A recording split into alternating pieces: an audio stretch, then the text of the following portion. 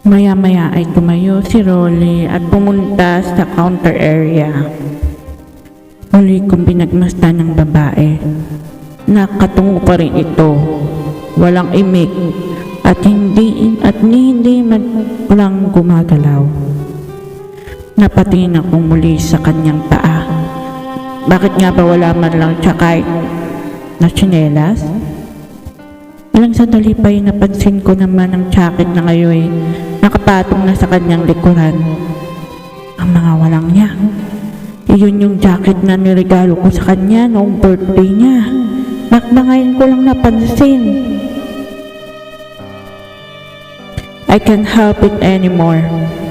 Galit akong tumayo upang komprontahin ang babaeng kasama niya. Ngunit nakapagpigil ako dahil biglang bumalik si Uncle Rolly sa kanilang kinaupuan. Agad akong bumalik sa aking pagkakaupo.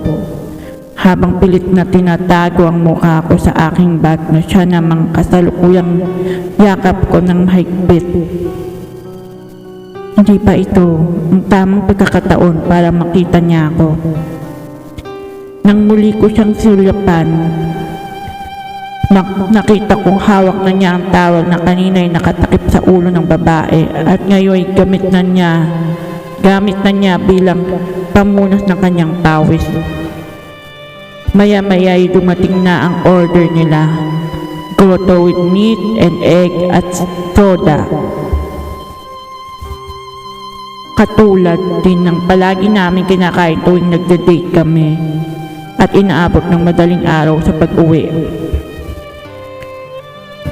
Dumating na ang order nila, subalit nananatili pa rin nayukyuk ang babae sa mesa at hindi gumagalaw. Mabilis na naubos ni Uncle Rolly ang pagkain niya kahit na mainit pa ito at sumunod na nilaklak ang soda. Normal ang kanyang kilos at tila kalmado lang. Hindi nagtagal ay tumayo na si Uncle Rolly mula sa kanyang kinauupuan. Yumuko siya ng bahagya upang ilapit ang kanyang mukha sa tainga ng babaeng nakayukong natutulog pa rin at saka siya bumulong.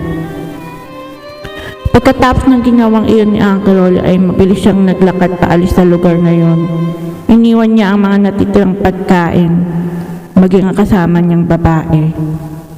Nanginginig man ng tuhod ko'y pilit pa rin ako tumayo mula sa aking kinaupuan sa hindi kalayuan upang puntahan ng naiwang babae. Nang makalapit na ako sa kinaroonan ng babae ay natutup ko ang aking bibig at naglandas ang luha sa aking mga pisngi. Diyos ko! Napaluhod ako at napaupo sa harap ng babae. Oh God! Bakit po? Napatingala na lang ako habang puno na ng luha ang aking mga mata.